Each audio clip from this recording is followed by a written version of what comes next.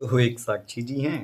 तो अभी उनकी वजह से फिर चलो मीडिया में आया तो उन लोगों ने भी कवर किया। जी टीवी पर आया बागेश्वर धाम सरकार जी का बयान। तो जिस प्रकार से उन्होंने कहा कि वो भाग गए या कुछ भी, तो बयान आने के बाद तो सबको पता ही चल गया होगा कि भैया क्या वजह थी, क्या कैसा था। और ये भी, हाँ, कि चलो उनने कहा कि चलो हम बात मान लिए साक्षी जी आपकी कि वो भाग गए उधर से, लेकिन आप उनसे भी तो एक बार ये पूछ लीजिए क्या आपके पास कोई ऑफिशियल ऐसा कुछ है कि आपने हाँ उनसे ऐसा बोला है, और ऐसा कोई लिखित में है, कोई वीडियो है कि उन्होंने ऐसा चैलेंज दिया। भाई चैलेंज करने को तो वो हमेशा रेडी रहते हैं। देखो ऑल ऑन कैमरा वो बोल देते हैं कि भाई हाँ तुम्हारा ऐसा है कि तुम जिसको उठा दोगे वो उसका हो जाएगा, वो हमेशा एक्सेप्ट कर लेते हैं। लेकिन आपके पास कोई ऐसा प्रूफ है, जैसे आपने उनके ऊपर आरोप लगा दिया कि चलो आप ऐसे भाग गए या कुछ भी, और उनके बयान को जैसे आपने तोड़ मरोड़ के पेश किया है, तो सीधी सी बात है वो बुंदेलखंडी है। और जो बात हो ही ना उस बात का कोई बतंगड़ बनाए, तो उस पर तो गुस्सा देखिए आना जायज़ है। तो उसी गुस्से में उन्होंने जो भी उनके शब्द रहे हैं, हम उसका भी समर्थन नहीं करते, लेकिन जो बोला है उन्होंने, एक तो देखो सही बोला है कि हाँ भैया जब हम इतने दिन थे तब आप इतने दिन क्यों नहीं आए, और इतने दिन दरबार लगा रहा, और फिर किसी विशेष कार्य की वजह से और प्रोग्रामों में बिल्कुल चेंजेस आते हैं, और वो भी उनके ऑफिशियल एप्स उससे इंस्टाग्राम से उन्होंने नोटिफिकेशन दिया था कि भैया हम इतने 2-2 दिन दरबार कम कर रहे हैं। उसी हिसाब से उन्होंने कम कर दिया था, और ऐसा नहीं था कि उनका चैलेंज आया या कुछ भी। हम भी नहीं पूरे तौर पे कहते कि नहीं आया, ठीक है आया है हम मान लिए, लेकिन आप वो बयान दिखाओ, आप जनता को दिखाओ। तो जो उन्मूलन समिति वाले हैं, अंधश्रद्धा उन्मूलन समिति वाले, वो अपना बयान दिखाएं, और चलिए दिखा भी देते हैं, ठीक है वहाँ से आ गए, उनकी गलती हो गई, ठीक है वो मान लिए। लेकिन आप आओ रायपुर में जो दरबार लगने वाला है वहाँ पर बागेश्वर धाम सरकार ने आपको निमंत्रण दिया है कि आप आए, आपको आमंत्रण है, और आपके आने जाने का खर्च भी उठाया जाएगा, और आप आए। भगवान जी की परीक्षा लेना चाहते हैं, भगवान जी के लिए सरकार की परीक्षा लेना चाहते हैं, आप उनकी लिए परीक्षा। आप सुनिए साक्षी जी के बयान सुनिए पहले, इन्होंने किस प्रकार से बुंदेलखंडी को तोड़ मरोड़ कर पेश किया है, और सरकार बागेश्वर धाम सरकार के बयान को किस तरह से उन्होंने दिखाया है पूरी गलत चीज़ें। और हाँ, ये यूट्यूब पे हम सिर्फ इसलिए डाल रहे हैं कि आप लोग देख लें। बहुत सारे लोग, आज हम कॉलेज भी गए थे तो बहुत सारे लोग सवाल कर रहे थे कि वो तो जी टीवी पे आए हैं ऐसा वैसा, तो बस इसीलिए डाला है कि आप समझ जाएं कि सारी चीज़ें गलत हैं, और ऐसे बयान आते रहते हैं, उसमें कोई दो राय नहीं है। लेकिन आप ये समझें कि साक्षी जी ने किस तरह गलत तरीके से उन्होंने ये बोला है। और देखिए, शेयर कर दीजिएगा और लोगों को। बागेश्वर धाम सरकार के जो भी भक्त हैं, प्रेमी हैं, और हमारे छतरपुर का नाम था इसलिए हमने कहा हमें तो तुरंत बताना चाहिए सभी लोगों को कि किस तरह से क्या हुआ है। आप सुनिए साक्षी जी का। बागेश्वर धाम के धीरेन्द्र कृष्ण शास्त्री जो ऐसे दिखते हैं, जो ऐसी भाषा बोलते हैं। हम 7 दिन वहाँ झंडा गाड़ने, तब उनको बाप मर गए। हाँ, तब नहीं उन्हें हम ध्यान आए। 7 दिन उनके मूड पे झंडा, 2 दिन दरबार, प्रेत दरबार, तब का होगा वो कौन चुड़ियां पहन रही थी। और जो खुद को संत कहते हैं वो मुसीबत में पड़ गए हैं, क्योंकि अब उनकी गिरफ्तारी की मांग हो रही है, और किसी और की तरफ से नहीं, हिंदू समाज की तरफ से ही। और उनकी गिरफ्तारी की मांग करने वाली है नागपुर की संस्था जिसका नाम है अंधश्रद्धा उन्मूलन समिति। आखिर ये क्या हुआ अचानक से? आपने इनके बहुत ही विवादित बयान तो देखे होंगे। जिस तरह की भाषा का ये इस्तेमाल करते हैं वो मुझे लगता है कि उससे सभी संतों को भी आहत होना चाहिए, अगर ये खुद को संत कहने लगते हैं। तो हुआ यूं कि इन्होंने एक कार्यक्रम का आयोजन किया। जो कार्यक्रम होता है इनका, जिसमें ये श्री राम कथा पढ़ते हैं, बहुत अच्छी बात है, उसमें कोई कुछ भी गलत नहीं है, श्री राम कथा पढ़ते हैं, ठीक है।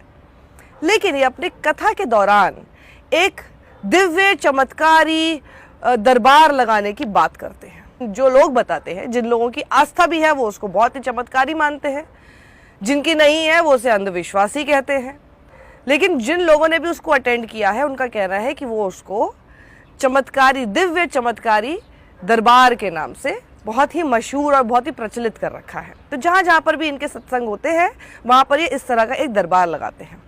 तो नागपुर में एक शख्स, उन्होंने इनको चैलेंज किया कि भाई देखिए ऐसा है, ठीक है, उनको नहीं आस्था थी, उनको नहीं समझ आ रहा था, उनको नहीं लग रहा था कि जो भी करते हैं सही करते हैं और सच्चा होता है, क्योंकि उसमें वो क्लेम करते हैं कि उस दरबार में जो लोग हैं उनके बारे में ये धीरेन्द्र कृष्ण शास्त्री को सब कुछ पहले से ही पता है, सब कुछ पता है इनको।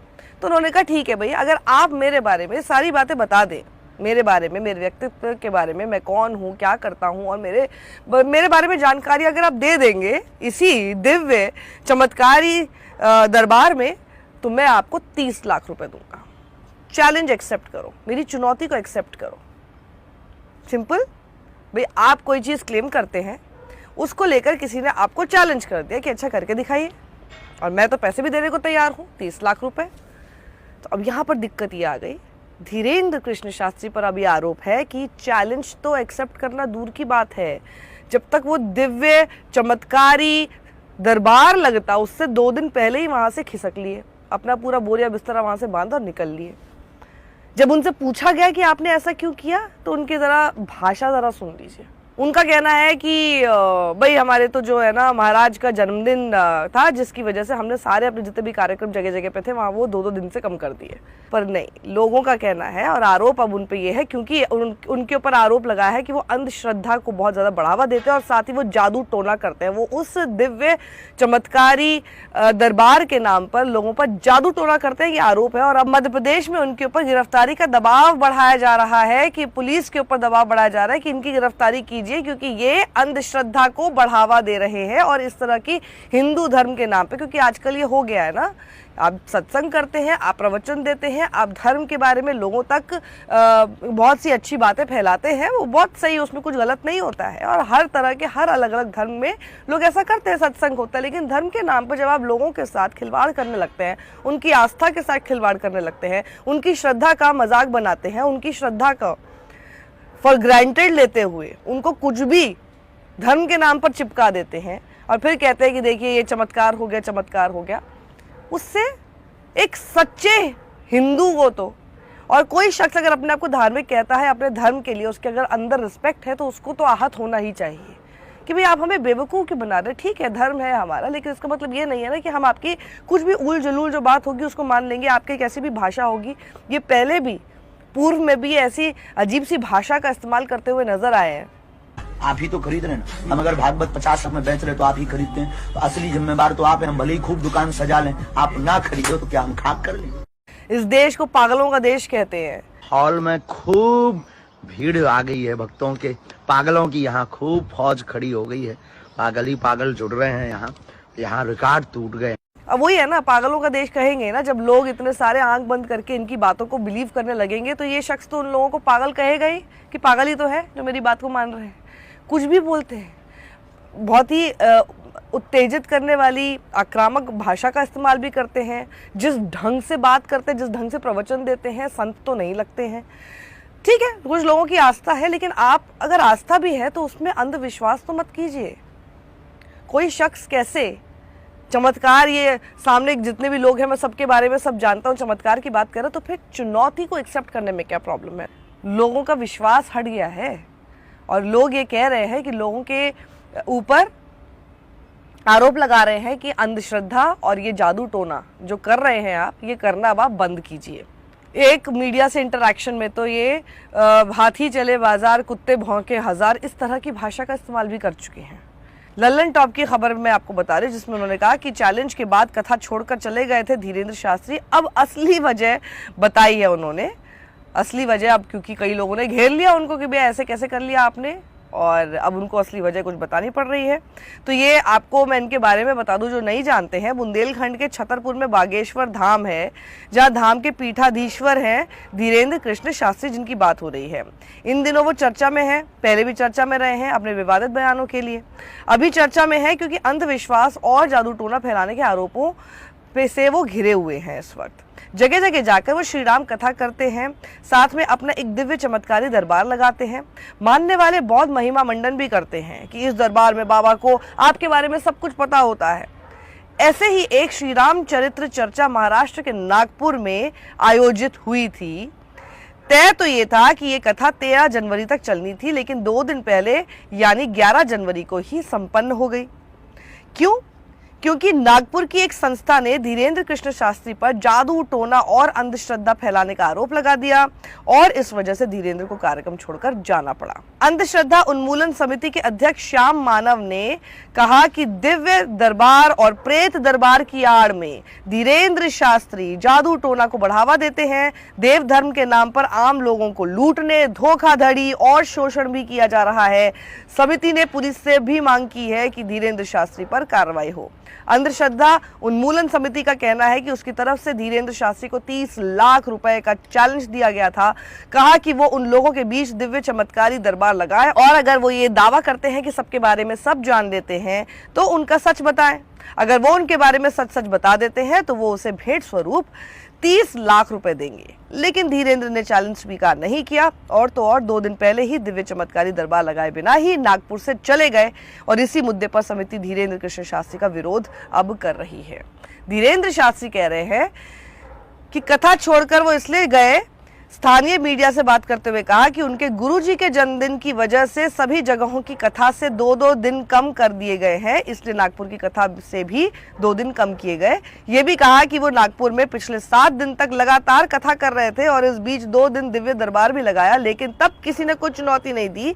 जैसे ही वो लौटे तो सनातन धर्म विरोधियों, आजकल तो बहुत ट्रेंड हो गया ना कि कोई भी आपके इंटेलेक्ट पर सवाल खड़ा करे, कोई भी आपकी कोई बात से बिल्कुल उसको पच ना रही हो और वो बोले और बिल्कुल फैक्चुअल सवाल खड़े करे।